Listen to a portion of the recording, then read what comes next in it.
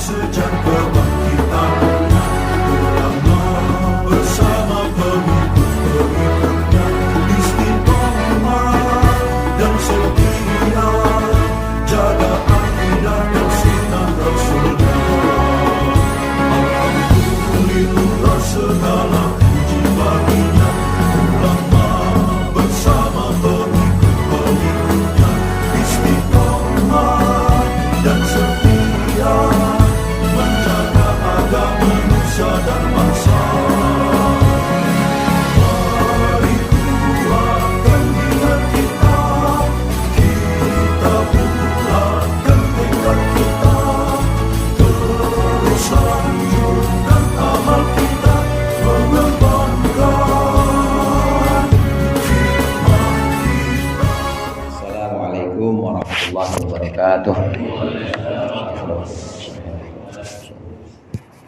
مؤلف هذا الكتاب الشهير لحضرة النبي صلى الله عليه وسلم. الفاتحة. أعوذ بالله من الشيطان الرجيم. بسم الله الرحمن الرحيم. الحمد لله رب العالمين الرحمن الرحيم مالك يوم الدين إياك نعبد وإياك نستعين.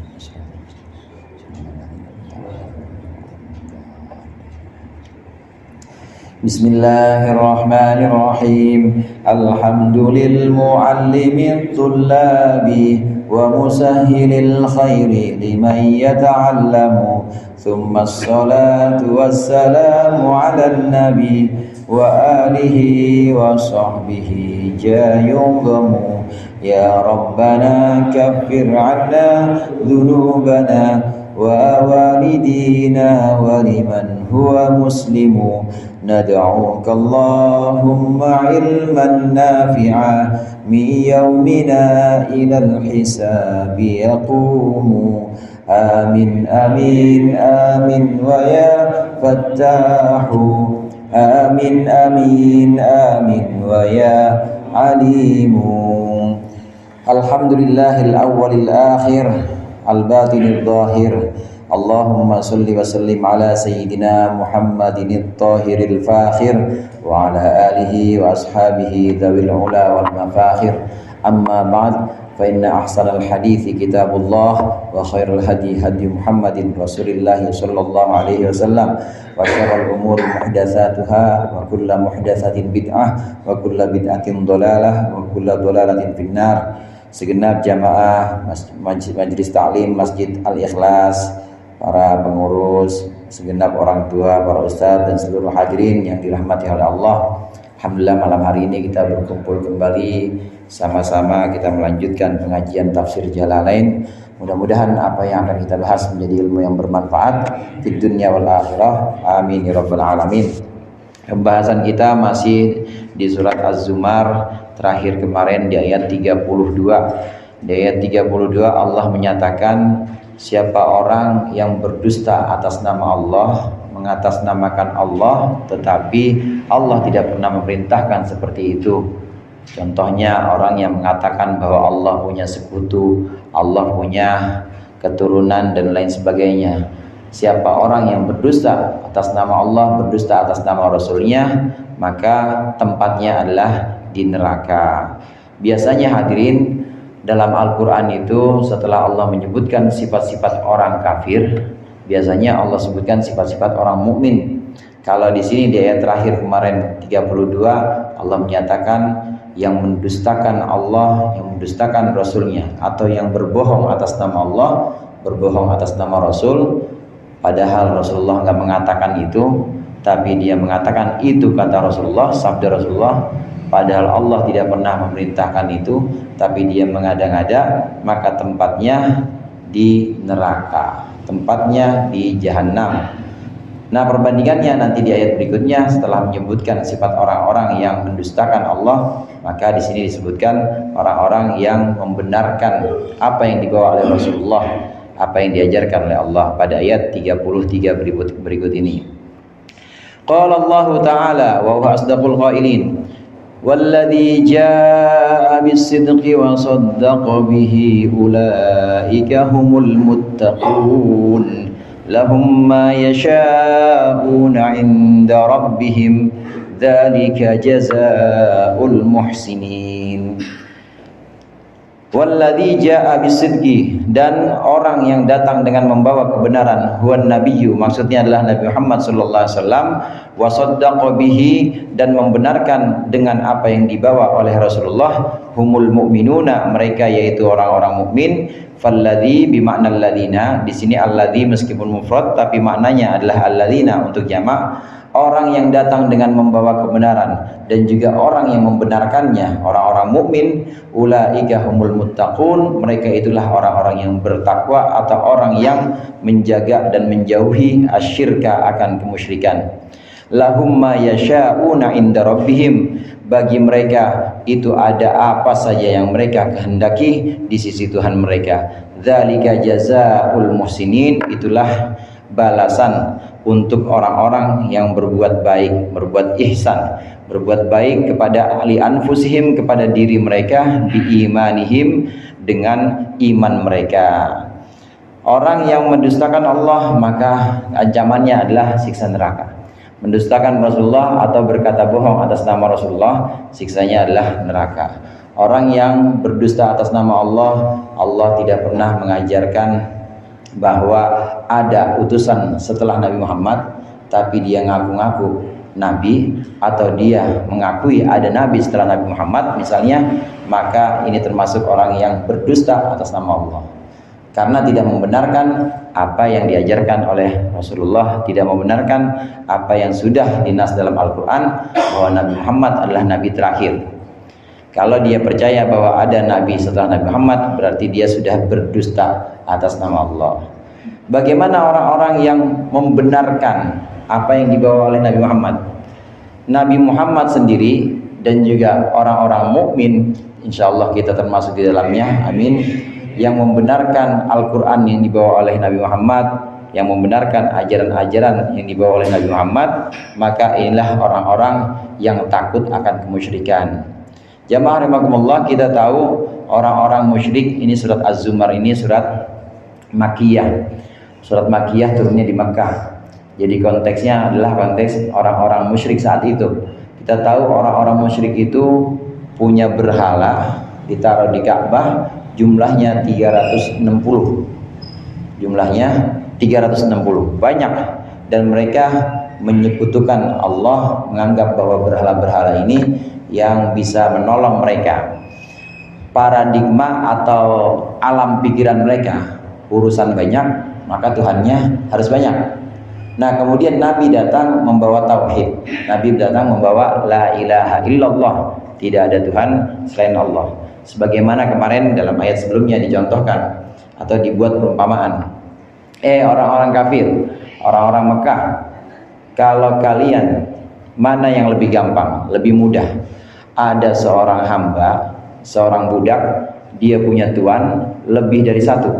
Yang satu suruh jalan ke barat, tuan yang satu nih memerintahkan dia jalan ke barat, tuan yang satu suruh jalan ke timur di waktu yang sama. Itu kira-kira lebih mudah yang seperti ini, atau lebih mudah seorang budak punya satu tuan dan dia bisa melaksanakan seluruh perintah-perintahnya, karena tuannya cuma satu, perintahnya gampang. Diumpamakan dalam Al-Quran seperti itu. Nah, orang-orang musyrik ini dari awal yang dibenahi adalah akidahnya. Di Makkah itu, saudara, belum ada masa-masa awal Rasulullah dakwah, belum ada kewajiban sholat, belum ada haji, ya belum ada juga kewajiban, apalagi zakat. Zakat, hitung-hitungan harta benda supaya disedekahkan secara wajib, belum ada. Karena memang pada masa awal yang ingin dibenahi oleh Rasulullah adalah tauhid.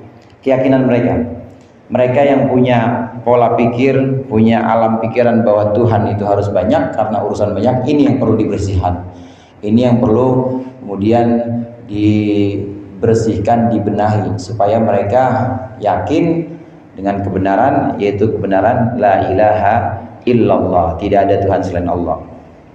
Prinsipnya itu yang pertama, itu prinsip la ilaha illallah. Kemudian Nabi datang membawa kabar-kabar lain. Nabi datang membawa tentang hari kebangkitan, bahwa nanti setelah ini, setelah hidup di dunia, ada hidup akhirat.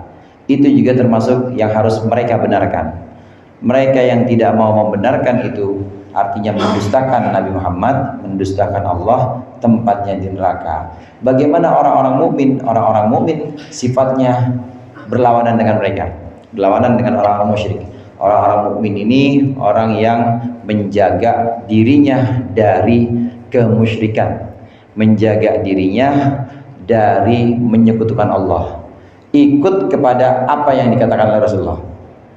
Kata Rasulullah, la ilaha illallah, maka orang-orang mukmin bersyahadat asyhadu an la ilaha illallah wa anna Muhammadan Rasulullah, membenarkan bahwa Nabi Muhammad adalah Rasulullah, bahwa Nabi Muhammad adalah utusan Allah.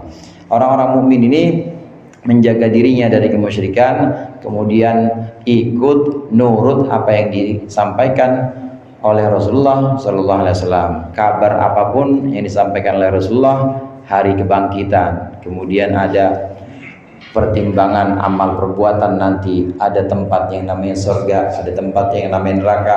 Itu kabar-kabar itu dibawa pada masa awal Islam, dibawa oleh Rasulullah. Maka orang-orang mukmin ini iman, orang-orang mukmin membenarkan ini. Sebutannya dalam Al-Quran di sini sebutannya adalah al-muttaqun, yaitu orang-orang yang menjaga diri mereka dari kemusyrikan. Mereka tidak mau menyebutkan Allah, mulai berikrar bahwa tidak ada Tuhan selain Allah. Nah, untuk orang-orang yang demikian, orang yang berikrar dalam hatinya, kemudian sampai kepada lisannya berikrar asyhadu an la ilaha illallah wa asyhadu anna Muhammadar Rasulullah. Aku bersaksi dari dalam hati sampai lisan keluar juga. Aku bersaksi bahwa tidak ada Tuhan selain Allah, dan aku bersaksi bahwa Muhammad adalah utusan Allah. Ini akan Allah berikan apa yang mereka inginkan. Akan Allah berikan apa yang mereka harapkan.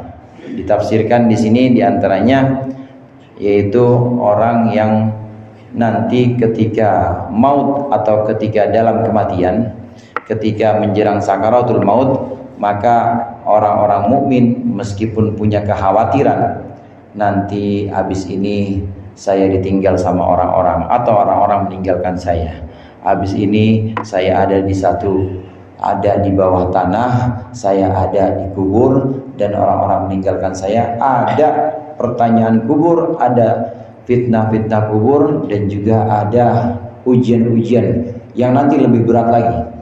Ketika dibangkitkan ada lagi. Ini semua kekhawatiran-kekhawatiran atau ketakutan-ketakutan. Orang mukmin percaya ini. Orang mukmin percaya yang dibawa oleh Nabi Muhammad. Maka ketika sakaratul maut misalnya, atau ketika di ujung kematian terbayangkan ini semua, maka kata Allah, lahum ma yasha'una inda rabbihim. Orang-orang mukmin nanti akan Allah berikan apa yang mereka inginkan, yaitu aman. Saya ingin ya Allah aman di alam kubur, amin. Saya ingin nanti ketika dibangkitkan juga dalam keadaan aman. Ketika saya di padang mahsyar kemudian ditimbang amal saya juga aman. Artinya aman di sini, amal saya bisa ditimbang dan bisa menyebabkan saya masuk surga. Semua yang diharapkan oleh orang-orang mukmin, semua yang kita harapkan karena kita adalah pengikut Nabi Muhammad, nanti itu akan Allah berikan. Ketakutan-ketakutan atau kekhawatiran itu semua akan Allah jamin dan akan Allah hilangkan. Jamaah rahimakumullah, orang-orang yang seperti ini juga disebut dengan orang muhsin. Muhsin ini orang yang berbuat kebaikan. Ahsana yuhsinu ihsanan, artinya berbuat kebaikan untuk diri mereka. Ihsan itu artinya berbuat kebaikan. Yang dimaksud dengan berbuat kebaikan kepada diri kita sendiri, itu pertama iman kepada Allah, itu namanya ihsan, berbuat baik. Kemudian setelah itu tidak cukup hanya iman, tapi harus amal. Karena alladzina amanu wa amilus sholihat. Amal di sini bukan cuma amal kotak amal doang, bukan. Amal di sini artinya berbuat. Iman itu adanya di hati, saudara. Kalau amal itu kelihatan. Salat kita kelihatan nggak salat? Kelihatan. Kemudian haji kita kelihatan, lari, sa'i marwah, kemudian tawaf kelihatan. Itu namanya amal. Termasuk hubungan kita dengan orang tua, hubungan kita dengan tetangga, ini namanya amal. Yang kelihatan namanya amal. Alladzina amanu wa amilus sholihat. Pasti iman harus dibarengi dengan amal. Orang yang muhsin atau berbuat baik, maksudnya berbuat baik mulai dari hatinya iman, kemudian perbuatannya, amalnya adalah amal-amal soleh, sholat, puasa, ibadah-ibadah yang sifatnya murni ibadah, atau yang ibadah ghair mahdhah, ibadah yang berupa ibadah sosial, nyantuni tetangga, saling menghargai, ini semua juga termasuk amilus sholihat. Yang kedua itu orang yang disebut dengan muhsin atau orang yang akan Allah berikan jaminan aman nanti dalam perjalanan di akhirat, itu yang iman kepada Allah, kemudian yang melakukan amal atau ketaatan kepada Allah, itu yang kedua. Yang ketiga, al-iltija ilallah, artinya iltija pada Allah. Iltija itu artinya ngungsi, saudara. Ngungsi, artinya ngungsi di sini dia berlari menuju Allah dan benar-benar berharap pada Allah. Kayak orang ngungsi. Kalau orang ngungsi kan ada nggak kira-kira orang ngungsi yang belagu? Ngungsi, numpang belagu bisa diusir sama yang punya kontrakan atau diusir yang punya tempat. Nah, kita setelah iman melakukan amal ibadah maupun ibadah mahdhah maupun ghair mahdhah, maka kita harus al-iltija ilallah, artinya bersikap kita itu berlari menuju Allah dan numpang. Memang kita numpang kepada Allah. Maksud numpang di sini, meskipun kita bisa iman, kita bisa melakukan ibadah, jangan merasa paling bisa. Namanya orang numpang, namanya dikasih kesempatan dan dibimbing sama Allah, maka sikapnya, sifatnya itu seperti orang yang memang tidak mentang-mentang bisa. Namanya iltija ilallah. Ini yang ketiga. Yang keempat, ciri-ciri orang muhsin, orang yang berbuat baik kepada dirinya sendiri. Yang pertama tadi iman, yang kedua amal ibadah, yang ketiga ngungsi atau numpang menuju Allah, jangan merasa bisa. Artinya meskipun udah selesai sholat, udah selesai ngeluarin sedekah, sumbangan banyak, tetap ya Allah saya kurang amat, ya Allah saya rasanya ibadahnya belum apa-apa. Itu namanya orang ngungsi atau orang numpang. Itu dia berlari menuju Allah, tidak berlari pada diri sendiri. Karena kalau orang berlari pada diri sendiri, selesai sholat nggak berlari kepada Allah, nggak numpang pada Allah, selesai sholat dia berlari pada diri sendiri. Ini sholat gue ya, nggak ada yang sholatnya kayak gue. Itu namanya orang berlari kepada diri sendiri, kepada dirinya. Kemudian dia udah selesai ngasih sumbangan, Masjid Al-Ikhlas disumbang, Masjid Fajr disumbang, semuanya disumbang. Kemudian baliknya bukan kepada Allah, tapi gua ini yang bisa begini. Nggak ada kayaknya orang Lebak Wangi mah yang kayak gua. Nah, itu namanya kembali kepada diri sendiri. Orang muhsin nggak boleh kembali kepada diri sendiri. Orang muhsin langsung kembali pada Allah. Ya Allah, ini berkat bimbinganmu dan saya nggak bisa apa-apa sebenarnya. Namanya iltija ilallah. Kemudian yang terakhir, yang keempat, orang muhsin itu berbuat baik kepada Allah, asyafaqah lil khalqi mahabbatan lil khaliq. Berbuat baik atau sayang kepada makhluk karena cinta kepada Allah. Dia perhatian sama makhluk, baik akil maupun ghair akil. Dia perhatian kepada manusia, perhatian kepada tetangga, kepada keluarga, kepada kerabat. Tapi dasarnya adalah karena dia cinta kepada Allah. Karena Allah menganjurkan baik kepada sesama, Allah menganjurkan sifat rahmah atau sifat sayang, maka dia sayang kepada makhluk. Sayang kepada makhluk ini jadi ciri orang muhsin juga. Artinya kita ibadah bisa, kemudian kita melakukan ya iman udah ada, ibadah juga bisa, kemudian kita bersifat berlari menuju Allah, tidak menuju diri kita sendiri, bisa. Tapi jangan lupa harus ada hablum minan nas, harus ada hubungan kita dengan sesama. Hablum minan nas, hubungan kita dengan manusia, tetangga, keluarga, kerabat, ini juga harus baik. Ini yang namanya orang-orang muhsin, orang-orang yang berbuat baik. Dari sini hadirin bisa kita sebutkan, ada orang mukmin, ada orang muslim dulu dah, orang muslim. Ini orang muslim ini yang secara secara zahir dia sudah menyebutkan asyhadu an la ilaha illallah wa asyhadu anna Muhammad Rasulullah, udah muslim, udah dia sudah disebut muslim, dan insya Allah itu ucapannya bisa menyelamatkan dia dari kekekalan di neraka. Artinya ya disiksa, bisa aja disiksa, cuma nggak kekal. Orang syahadatnya waktu akad doang Pak, ada nggak yang begitu? Waktu akad doang, waktu akad nikah itu syahadat, habis itu udah kagak pernah sholat, maksiat semua. Itu nanti di akhirat bisa selamat dari kekal, bukan selamat dari neraka, tapi selamat dari kekal di neraka. Masuk neraka nggak? Masuk neraka, orang kagak pernah sholat, tapi nggak kekal. Insya Allah nanti akan Allah angkat. Kenapa? Karena syahadatnya ini. Syahadatnya ini bisa menyelamatkan dia dari kekal di neraka. Diangkat oleh Allah. Ya mungkin setahun, 2 tahun, 3 tahun, setahun di neraka. 1 harinya itu 1000 tahun, saudara. Hitung aja itu. 1 tahunnya itu 1000 tahun. Nanti kalau ada waktunya Allah angkat. Ini muslim. Ini yang paling bawah nih. Yang lebih tinggi lagi mukmin. Mukmin itu bukan cuma sekedar lafaz, bukan cuma sekedar mengucapkan lisan saja, bukan cuma sekedar sholat berdiri ruku, tapi hatinya itu benar-benar tunduk pada Allah. Ini mukmin. Mukmin ini merupakan derajat yang lebih tinggi dari sekedar muslim. Dia melakukan amalan-amalan Islam dan hatinya juga benar-benar udah tunduk pada Allah. Lebih tinggi namanya mukmin. Kemudian yang ketiga, yang paling tinggi muhsin. Muhsin ini kadang-kadang disebut juga dengan muttaqin. Muhsin ini yang punya syarat tadi, yang punya 4 syarat tadi. Iman ya, amal soleh ya. Kemudian setelah iman dan amal soleh, dia berlari menuju Allah, merasa ya Allah, ini bukan saya. Dia tidak berlari kepada diri sendiri, tapi dia berlari numpang kepada Allah, bahwa saya nggak bisa apa-apa, ya Allah, Engkau yang nuntut saya ini.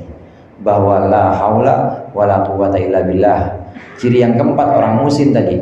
Orang muhsin itu ciri keempat, pasti dia sayang kepada makhluk Allah, sayang kepada manusia, bahkan selain kepada manusia dia sayang. Sayang pada hewan dia sayang, kemudian kepada alam semesta dia juga sangat memperhatikan kelestariannya, namanya muhsin. Ini derajat yang paling tinggi. Orang-orang muhsin ini adalah orang-orang yang dari segi keimanan ini paling tinggi. Di antara yang muslim, mukmin, ini yang paling tinggi adalah yang muhsin. Kadang-kadang disebut dengan muttaqin. Orang-orang muhsin, orang-orang yang berbuat baik kepada dirinya dengan 4 syarat tadi, itu Allah berikan apa yang mereka inginkan. Ketika sakaratul maut, kemudian ada kekhawatiran gimana nanti pertanyaan kubur, gimana nanti di yaumil mahsyar, maka akan Allah berikan jaminan keamanan. Kenapa Allah berikan itu? Liyukaffirallahu anhum aswa'alladzi amilu wa yajziyahum ajrahum bi ahsanil ladzi kanu ya'malun. Ini alasannya. Kenapa Allah berikan itu? Liyukaffirallahu anhum, agar Allah menghapuskan dari mereka aswa'alladzi amilu, keburukan yang mereka perbuat, wa yajziyahum, dan Allah memberikan mereka ajrahum, balasan mereka, bi ahsanil ladzi kanu ya'malun, dengan sebaik-baiknya apa yang sudah pernah mereka kerjakan. Aswa'a wa ahsana atau aswa'u wa ahsanu bimakna sayyi'ah wal hasanah. Isim tafdil aswa'a dan ahsan ini punya arti buruk dan baik, artinya bukan isim tafdil. Dalam nahwu itu ada yang namanya isim sifat biasa, ada yang namanya isim tafdil. Kalau saya sebut misalnya afdol, itu artinya paling utama atau lebih utama. Nah, kalau hanya sekedar fadil, fadilah itu utama saja. Kalau saya sebut misalnya hasan, itu biasa, artinya bagus. Tapi kalau ahsan lebih bagus. Nah, di sini ahsan dengan aswa yang ada di ayat 35, ini artinya bukan lebih bagus, tapi artinya biasa, bagus. Artinya biasa, bukan punya arti tafdil, bukan punya arti lebih. Orang-orang yang berbuat baik atau muhsin, ini akan Allah berikan balasan mereka, yaitu Allah berikan jaminan keamanan nanti menjalani kehidupan setelah kematian. Allah berikan jaminan keamanan. Ini semua liyukaffiru anhum, ini semua Allah berikan supaya mereka itu supaya Allah itu menghapuskan dosa-dosa mereka, menghapuskan kesalahan-kesalahan yang pernah mereka perbuat, dan juga Allah berikan balasan mereka dengan balasan yang baik sesuai dengan yang mereka lakukan. Yukaffir kadang-kadang diartikan sebagai kafarah. Kafarah itu artinya penghapusan dosa, saudara. Penghapusan dosa. Allah menghapuskan dosa itu bisa dengan cara dua. Yang pertama, dengan cara menuntun seorang hamba melakukan kebaikan-kebaikan. Setiap perbuatan baik itu pasti akan menghapuskan dosa-dosa kita. Kita ngaji ini begini aja nih, dari maghrib sampai isya, insya Allah ini bisa menghapus perbuatan kita atau dosa-dosa kita.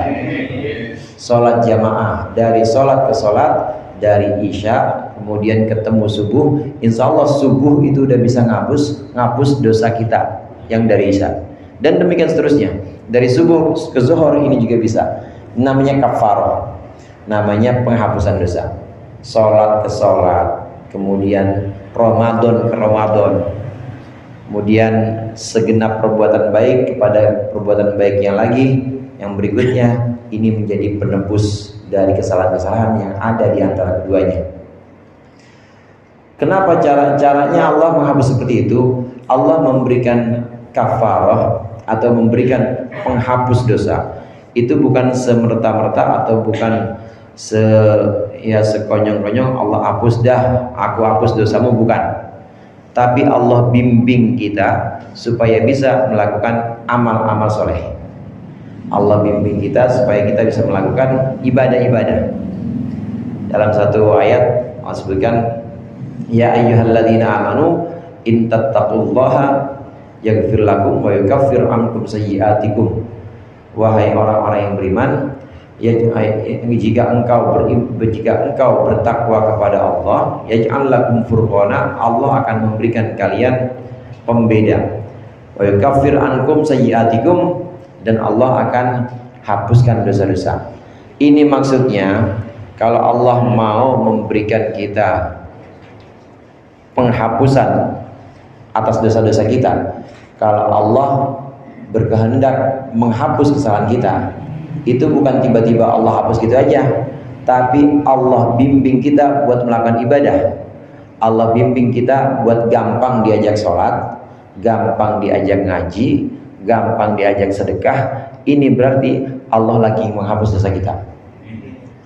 Semua perbuatan yang Allah permudah, perbuatan baik yang Allah bimbing kita dan Allah mudahkan untuk kita lakukan, maka itu jadi kafarah atau jadi penghapusan dosa. Demikian juga ampunan Allah, wa yaghfir lakum, Allah akan mengampuni dosa-dosa kalian. Allah mengampuni dosa kita itu bukan serta-merta tiba-tiba Allah ampuni aja, bukan. Tapi Allah mudahkan kita buat istighfar. Orang yang Allah permudah lisannya buat astagfirullahaladzim, astagfirullahaladzim sehari 100 misalnya, itu berarti Allah sedang menghapuskan dosanya. Berarti Allah sedang menerima taubatnya, berarti Allah sedang mengampuni dosanya. Pengampunan, kalau tadi penghapusan dosa itu secara umum, kalau pengampunan ini Allah mengampuni kesalahan-kesalahan kita, ini bukan berarti tiba-tiba Allah ampuni aja, tahu-tahu nggak salah, Allah anggap nggak salah, bukan. Tapi Allah bimbing kita untuk gampang istighfar, Allah bimbing kita untuk gampang merasa salah. Termasuk diantaranya Allah bimbing kita untuk gampang untuk taubat dan gampang untuk merasa merendah di hadapan Allah. Ya Allah, saya masih kurang sekali ibadah saya. Ya Allah, saya masih kurang, ngaji saya masih begini. Ya Allah, semua amalan-amalan saya ini rasanya masih belum buat Engkau, tapi masih ada kepentingan saya sendiri. Kalau kita bisa seperti itu, kita bisa merasa bahwa kita kotor, bahwa kita belum sempurna, bahwa kita masih banyak keteledoran, berarti itu Allah lagi bimbing kita untuk minta ampun. Artinya Allah pasti mengampuni kita. Amin. Caranya Allah permudah atau Allah gampangin kita. Allah gampangin kita buat istighfar, Allah gampangin kita buat mohon ampun atau buat merasa salah, itu berarti Allah lagi mengampuni kita.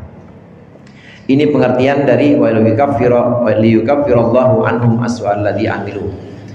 Kafarah, kemudian ampunan Allah, itu Allah berikan dengan cara Allah bimbing kita, Allah gampangin kita melakukan amal ibadah, Allah gampangin kita melakukan istighfar atau taubat, atau melakukan sikap sadar bahwa kita ini kurang, bahwa kita ini masih teledor. Alaihissallahu bikafin abdah, alaihissallahu bikafin abdah, wa yukhawwifunaka billadina min dunih, wa man yudlilillahu fama lahu min had. Alaihissallahu bikafin abdah, bukankah Allah itu bikafin abdah, mencukupi hambanya, ayin nabiya, maksudnya Nabi Muhammad. Bala, iya tentu Allah mencukupi Nabi Muhammad. Wa yukhawifunaka billadina min dunih, wa yukhawifunaka, dan mereka orang-orang kafir menakut-nakutimu. Al-khitabu lahu, ini ucapan untuk Nabi Muhammad, khitabnya atau pembicaraannya untuk Nabi Muhammad. Mereka menakut-nakutimu billadina min dunihi, dengan berhala-berhala selain Allah. Ayil asnami, maksudnya dengan berhala. Ay taqtuluhu au tuhbiluhu, maksudnya berhala-berhala itu akan membunuh Nabi dan juga akan merusak Nabi. Wa may yudlilillahu fama lahu min had, siapa orang yang Allah sesatkan, fama lahu min had, maka tidak akan ada yang memberikan petunjuk. Wa may yahdillahu fama lahu min mudil, dan siapa orang yang Allah berikan petunjuk, maka tidak akan ada bagi orang tersebut min mudil, dari orang yang menyesatkan. Alaihissallahu bi'azizin ghalibin ala amrihi, bukankah Allah itu adalah zat yang menang, ghalibin ala amrihi, maksudnya menang atas segala urusan, intiqamin, dan juga Allah maha membalas, min a'daihi, dari musuh-musuhnya Allah. Bala, tentu, ya tentu Allah itu maha membalas dan Allah itu maha menang. Alaihissallahu bikafin abdah, itu artinya bukankah Allah mencukupi Nabi Muhammad, artinya Allah akan menjaga Nabi Muhammad, Allah akan melindungi Nabi Muhammad dari perbuatan-perbuatan orang-orang kafir. Karena orang-orang kafir itu, hadirin, di Mekah pada waktu itu menakut-nakuti Nabi Muhammad bahwasannya berhala-berhala itu akan membalas, bahwasannya berhala-berhala akan membunuh, akan membinasakan, dan juga akan mengalahkan Nabi Muhammad. Tapi tetap di sini oleh Allah, alaihissallahu bikafin abdah, Allah yang akan mencukupi hambanya. Satu qiraah sab'ah juga ada yang membaca alaihissallahu bikafin ibadah, hanya begitu. Kalau di sini dan di mushaf pada umumnya alaihissallahu bikafin abdah, bentuknya bentuk tunggal untuk Nabi Muhammad. Bukankah Allah sudah mencukupi hambanya, yaitu Nabi Muhammad. Kalau kita baca alaihissallahu bikafin ibadah, bukankah Allah mencukupi hamba-hambanya. Siapa itu yang mencukupi hamba-hambanya? Siapa hamba-hamba yang dimaksud? Kembali kepada ayat sebelumnya.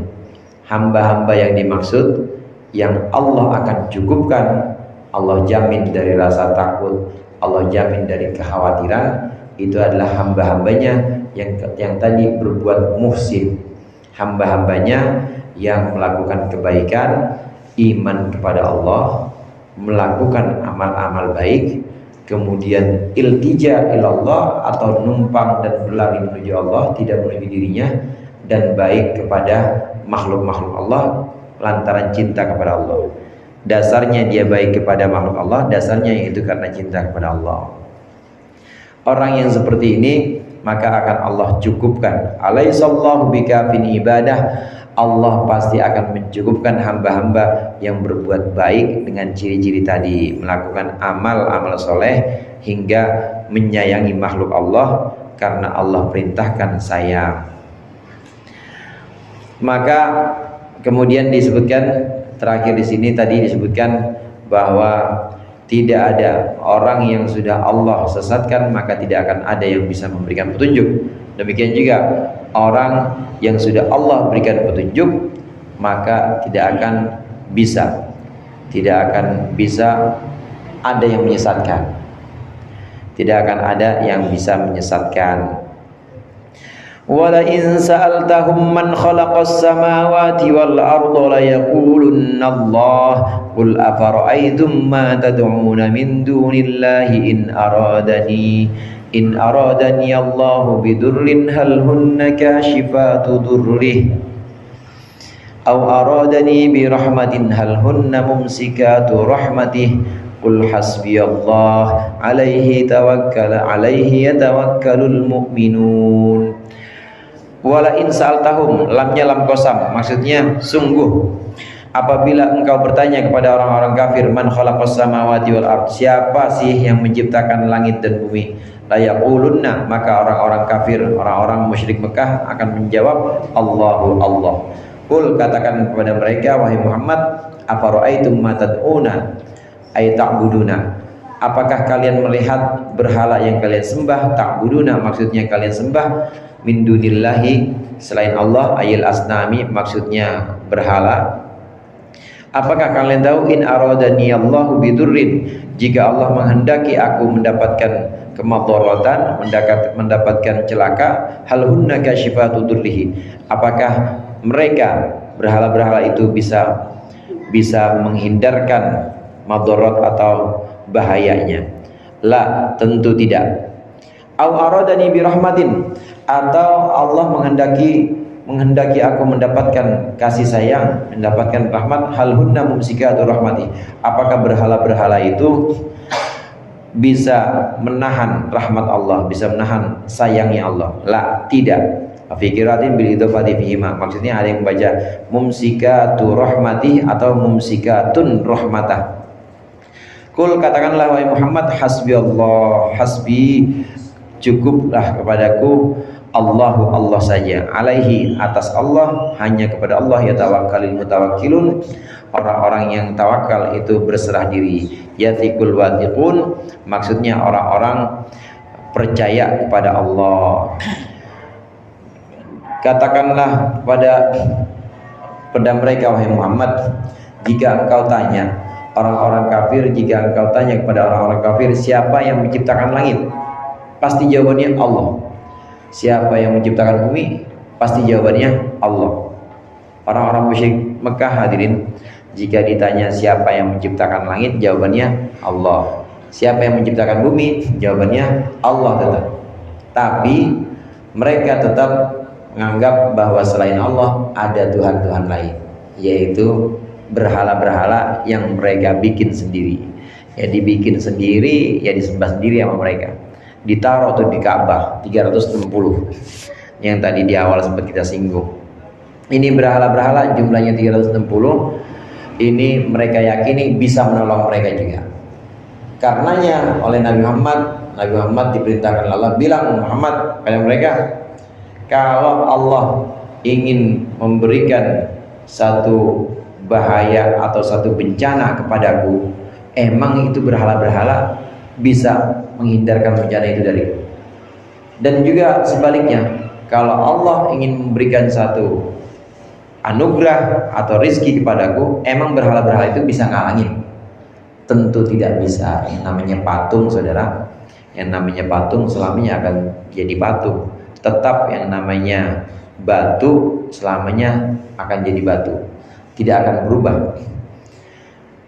Fil waqi' artinya fil waqi' dalam kenyataannya, realitasnya, itu yang namanya batu ya batu, yang namanya kayu ya kayu, yang namanya adonan Adonan, ada berhala yang dibikin dari adonan memang.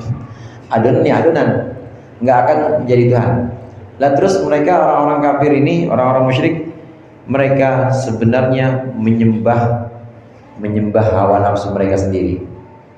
Jadi ada batu, kemudian mereka hawa nafsunya itu punya hayalan. Ini batu bisa menyelamatkan saya, patung ini bisa menyelamatkan saya, kemudian patung yang ini bisa menarik rezeki buat saya, patung yang ini buat memberikan kemenangan saya dalam peperangan. Jadi sebenarnya itu hayalan-hayalan semua. Lah patungnya sendiri kalau ditanyain dia juga nggak bisa apa-apa. Berhalanya sendiri kalau ditanya juga tidak akan bisa bilang bahwa saya nggak bisa apa-apa, ya saya makhluk Allah juga. Selamanya yang namanya berhala tidak akan jadi Tuhan. Ini maksud dari la ilaha illallah, tidak ada Tuhan selain Allah. Selamanya berhala itu tidak akan pernah jadi Tuhan. Jadi orang-orang musyrik, orang-orang kafir ini cuma halu. Tahu halu apa? Halusinasi doang, halu. Dia merasa bahwa ini bisa menyelamatkan. Jadi semua yang disembah itu bukan patung sebenarnya. Apa? Dia menyembah hawa nafsunya sendiri. Mereka orang-orang kafir, orang-orang musyrik ini menyembah hawa nafsunya yang mengajak mereka untuk yuk, ini ada Tuhan namanya Lata, ini ada Tuhan namanya Uzza, ini ada Tuhan namanya Manat, ini bisa menyelamatkan loh. Ngomong sendiri itu hawa nafsu, diturutin. Kali turutin maka jadilah antara hawa dengan nafsu, antara keinginan buruk dengan jiwa mereka ini kemudian berkoalisi. Jadilah mereka dalam kesesatan. Kesesatan ini sebabnya adalah mereka sendiri, yaitu mengikuti hayalan-hayalan, mengikuti imajinasi-imajinasi. Makanya mendingan kumpul bareng bapak-bapak hadirin, jangan bengong. Jangan bengong, jangan di kamar sendirian. Ya nanti halu timbulnya. Orang ada yang di kamar sendirian, tahu-tahu keluar ngaku jadi malaikat Jibril, ada ya? Ada 40 hari. Ada yang diam di kamar sendiri, tahu-tahu ngaku jadi nabi. Karena menyembah hawa nafsunya sendiri, menyembah keinginan dirinya sendiri, kemudian dia membenarkan, dia percaya, ya akhirnya sesat. Kalau sudah seperti itu, maka ditegaskan di sini, maka selamanya berhala tidak akan bisa mencegah rezeki yang memang sudah Allah tetapkan, dan juga tidak akan bisa mencegah bencana atau musibah yang sudah Allah tetapkan. Jamaah rahimakumullah, di sini dom yang menarik Allah menggunakan hal hunna kasyifatud durri. Hunna itu domir jamak muannas. Di dalam domir itu kan ada buat laki-laki, buat perempuan. Huwa huma hum, hiya huma hunna. Hunna itu buat perempuan. Karena memang orang-orang musyrik Arab saat itu menganggap bahwa berhala itu perempuan. Pengertiannya satu seperti itu. Kemudian yang kedua, kenapa dipakai hunna? Ini Allah tahqiran, artinya untuk merendahkan mereka. Bahwa berhala itu hunna, perempuan-perempuan. Ya perempuan beraninya ya begitu dah pokoknya. Maksudnya tahqiran di sini maksudnya adalah merendahkan mereka. Artinya kenapa mereka orang-orang musyrik, manusia yang punya akal, tapi kok menyembah sesuatu yang sifatnya itu rendah, menyembah sesuatu yang sifatnya itu tidak bisa menyelamatkan mereka. Tahqiran lahum, ini untuk merendahkan berhala-berhala tersebut. Qul hasbiyallah, katakanlah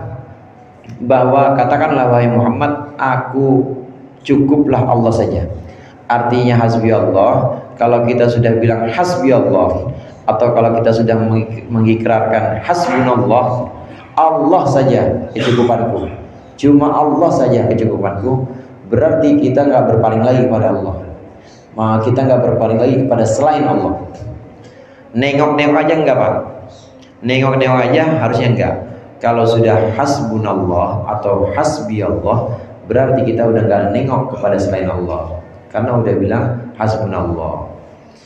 Ini sebenarnya jadi ikrar di awal kita sholat. Di awal kita sholat itu kan kita selalu inni wajjahtu wajhiya lilladzi fataras samawati wal ardh. Ya Allah, aku hadapkan diriku, aku hadapkan wajah, aku hadapkan seluruh ragaku, aku hadapkan hati dan pikiranku hanya kepada Allah alladzi fataras samawati, yang menciptakan langit dan bumi. Artinya waktu kita sudah ikrar inni wajjahtu dalam sholat, maka kita nggak boleh nengok atau nggak boleh berpaling kepada selain Allah. Siapa itu selain Allah? Macam-macam. Ada cobaan di pekerjaan, pusing. Ada cobaan di urusan dagang, puyeng lagi. Kalau masih puyeng-puyeng mulu, berarti sering nengok. Terus supaya nggak puyeng gimana? Udah, kalau pengen nggak puyeng, Allah aja, hasbi Allah. Artinya hasbi Allah di sini bukan cuma hasbunallah, hasbunallah, hasbunallah, bukan, tapi hasbunallah di sini benar-benar nggak berpaling. Apapun yang terjadi, maka cukup Allah saja. Nanti kalau kita udah sibuk dengan pikiran kita hanya kepada Allah, kalau kita sibuk dengan mengingat Allah, nanti Allah yang akan mengatasi masalah-masalah kita. Kalau sudah hasbi Allah, jangan nengok-nengok lagi, Pak. Enggak, jangan ngelihat lagi ini ada masalah, gimana ya caranya ya supaya bisa bayar ini, gimana ya, enggak usah nengok-nengok gitu. Kalau udah gimana-gimana, puyeng sendiri. Terus gimana? Udah hasbi Allah, Allah aja yang menyelesaikan. Ini maksud dari hasbi Allah. Diajarkan kita setiap sholat itu, kalau sudah mengucapkan inni wajjahtu wajhiya lilladzi fataras samawati wal arda hanifan muslima wa ma ana minal musyrikin. Saya bukan orang yang menyekutukan Allah, saya nggak mau nengok kepada selain Allah. Saya bukan orang yang mengagungkan sebab-sebab dapat rezeki, memang kerja, tapi saya nggak mau mengagungkan pekerjaan. Sebab-sebab supaya saya bahagia, memang harta, tapi saya nggak mau mengagungkan harta. Itu artinya nggak nengok kepada selain Allah. Jadi kepada siapa? Hanya kepada Allah. Hasbi Allah. Fokus, tidak berpaling kepada Allah, tidak berpaling kepada selain Allah. Jadi hanya fokus pada Allah. Imam Ghazali dalam Ihya menyebutkan, kadang-kadang kita cuma lisan doang, ya syahadat cuma lisan doang. Termasuk inni wajjahtu itu kita baca lisan doang. Pagi-pagi sholat subuh semua ya. Sholat subuh udah inni wajjahtu wajhiya. Ya Allah, aku hadapkan wajahku hanya kepadamu, pencipta langit dan bumi, dan aku tidak mau menduakan. Tapi habis sholat kita sudah mulai nengok lagi, gimana ini ya. Kita habis sholat udah mulai berpaling lagi, tidak kepada Allah tapi berpaling kepada capres, berpaling kepada caleg maksudnya. Jadi yang diagungkan bukan Allah lagi, namanya ini sudah tengok-tengok. Kalau sudah tengok-tengok, berarti Imam Ghazali bilang awal dari kebohongan atau awal dari kepalsuan itu kadangkala ada di pagi hari. Kita udah bilang inni wajjahtu, tapi selesai sholat masih tengok-tengok kepada selain Allah. Mudah-mudahan Allah membimbing kita untuk terus memandang kepada Allah, tidak berpaling kepada selainnya.